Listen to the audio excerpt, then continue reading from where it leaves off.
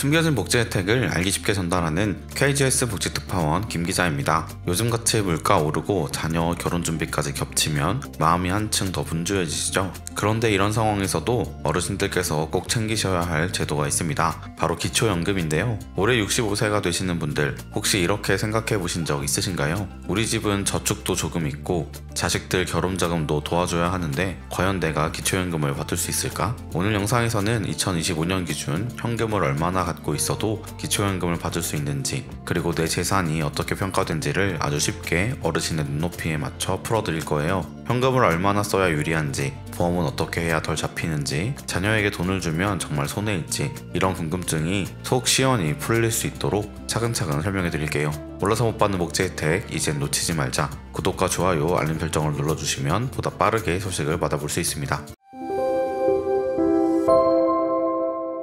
기초연금을 감액 없이 받으려면 가장 먼저 따져봐야 하는 게 바로 소득인정액이라는 개념입니다. 이건 단순히 한 달에 얼마를 벌고 있느냐만 따지는 게 아니고요. 지금 가지고 있는 재산까지 모두 포함해서 계산하는 건데요. 그래서 어떤 분은 나는 소득이 없는데 왜 기초연금이 안 나올까 의아하실 수 있어요. 그 이유가 바로 재산까지 평가되기 때문입니다. 소득인정액은 두 가지로 구성되어 있습니다. 하나는 실제로 벌어들이는 소득을 평가한 금액이고, 다른 하나는 보유하고 있는 재산을 소득으로 환산해서 계산한 금액입니다. 이 두 가지를 합산한 값이 매달 정해진 기준액을 넘지 않아야 기초연금을 전액받을 수 있게 됩니다. 먼저 금융재산부터 살펴보면 가장 기본이 되는 건 예금과 적금입니다. 이런 저축성 예금은 기초연금을 신청할 때 잔액 기준으로 평가되는데요. 정기예금이나 적금처럼 일정 기간 동안 돈을 넣어두는 형태의 저축은 납입금액이 아니라 남아있는 잔액이 기준이 됩니다. 그리고 여기서 발생하는 이자 소득으로 따로 계산되는데요. 이자는 받은 다음해 4월부터 기초연금 계산에 반영되기 때문에 지금 받은 이자가 당장 올해 기초연금에 영향을 주는 건 아니지만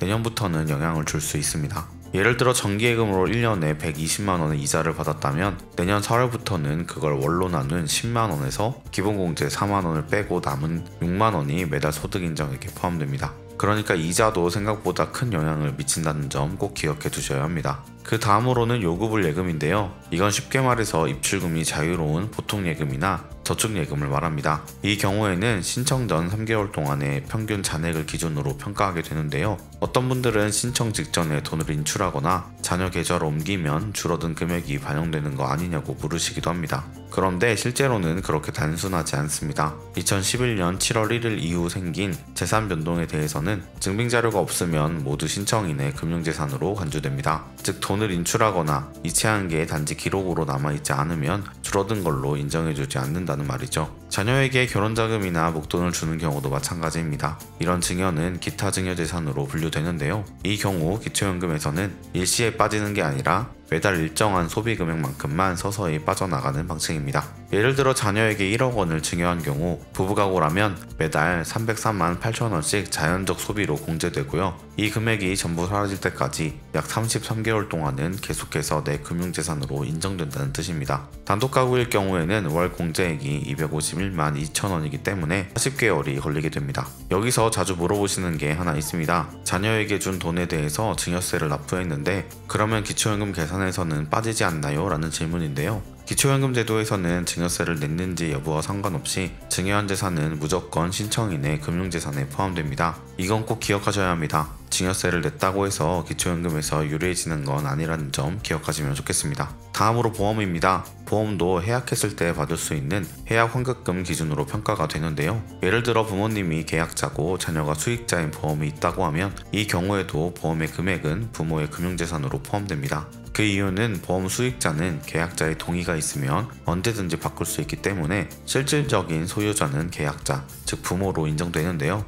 그래서 기초연금 신청 전에 이런 보험의 계약자를 자녀로 미리 변경해두는 게 유리합니다. 물론 변경 시점도 중요하기 때문에 서류로 증명될 수 있어야 합니다. 주식이나 수익증권, 출자금 같은 금융상품도 빠질 수 없죠. 이런 것들은 기초연금 신청 시점에 최종 시세를 기준으로 평가되며 배당금이 있다면 이 역시 이자처럼 다음해 4월부터 소득으로 포함됩니다. 간혹 자녀가 주식을 하기 위해 부모 명의를 빌려서 거래하시는 경우가 있는데, 이런 식으로 명의를 빌려줬더라도 기초연금에서는 실질적으로 본인의 자산으로 보기 때문에 불이익이 생길 수 있습니다. 반드시 명의는 본인 기준으로 정리해두는 게 좋습니다. 이제 실제로 금융재산을 어느 정도까지 보유해도 기초연금을 받을 수 있는지 예를 들어보겠습니다. 가지고 있는 금융재산에서 2천만 원을 기본 공제하고 그 금액에 연 4%의 소득 환산율을 곱해서 월 단위로 나눠주면 됩니다.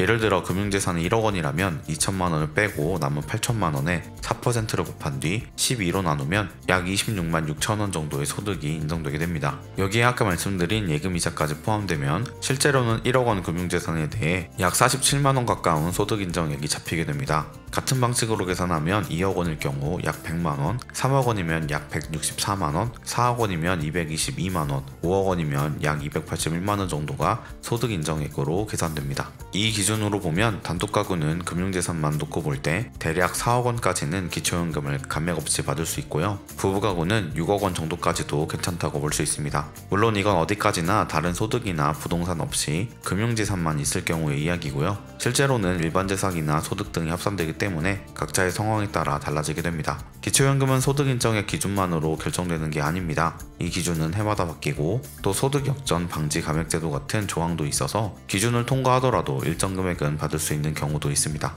하지만 그만큼 기초연금 제도는 복잡하기 때문에 내가 받을 수 있는지 명확히 알고 싶으시면 가까운 동주민센터나 국민연금공단에 방문하셔서 상담을 받아보시는 게 가장 확실합니다. 오늘은 현금을 얼마나 갖고 있어도 기초연금을 받을 수 있는지, 그리고 기초연금에 영향을 주는 금융재산의 종류와 계산법까지 하나하나 살펴보았습니다. 정기예금, 주식, 보험, 증여금까지 각각 어떻게 개선되는지만 제대로 아셔도 기초연금 받을 때 손해보지 않고 감액 없이 받을 수 있는 길이 열립니다. 무엇보다 중요한 건 내 상황에 맞는 준비를 미리 해두는 거겠죠. 혹시나 우리 집은 받을 수 있을까 걱정되신다면 너무 어렵게 생각하지 마시고 가까운 동 주민센터나 국민연금공단에 꼭 한번 상담 받아보시길 권해드립니다. 한 달에 50만 원이 넘는 연금, 생각보다 훨씬 큰 힘이 되어줄 수도 있거든요. 이 작은 제도가 여러분의 노후에 든든한 디딤돌이 되기를 진심으로 바랍니다. 놓치는 혜택이 없도록 숨겨진 정보를 찾아 나서는 복지특파원, 저 김기자가 앞으로도 도움되는 소식 전달해드리도록 하겠습니다. 채널 구독과 좋아요, 알림 설정 부탁드리며